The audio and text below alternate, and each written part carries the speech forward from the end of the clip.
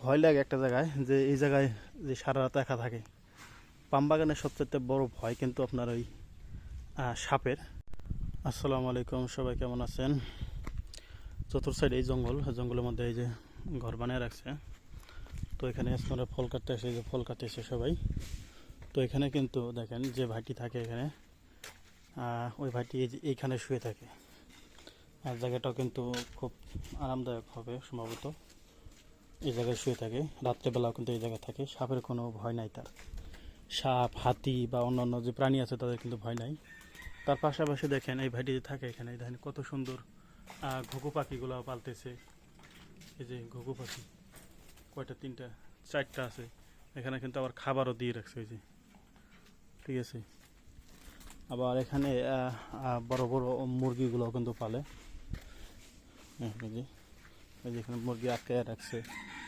ওই যে এখানে, ওই যে ওইদিকে মুরগি গেছে, এদিকে কাজ করতেছে, তো ওই জন্য সব মুরগি ওইদিকে চলে গেছে। ওই যে দেখা যায় সামনে মুরগি, সব মুরগিগুলো ওইদিকে কিন্তু দেখেন। কিন্তু আমার ভয় লাগে একটা জায়গায়, যে এই জায়গায় যে সারা রাত একা থাকে।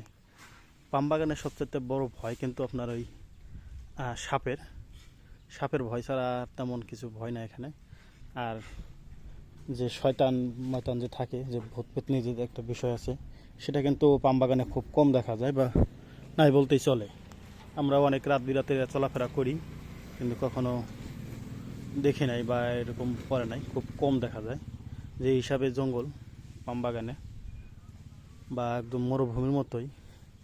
কিন্তু আপনার ধরতে গেলে মরুভূমির মতোই, কিন্তু এখানে ঘাস আছে আর মরুভূমিতে ঘাস নাই, এতটুকুই।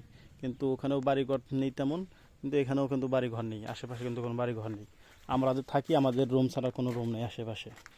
বা আমাদের যে বস স্টাফ আছে তাদের রুম আছে, তারপরেও তারা ওই একটা সার্কেলের ভিতরে থাকে কিন্তু। তাছাড়া কিন্তু সব বাগানই।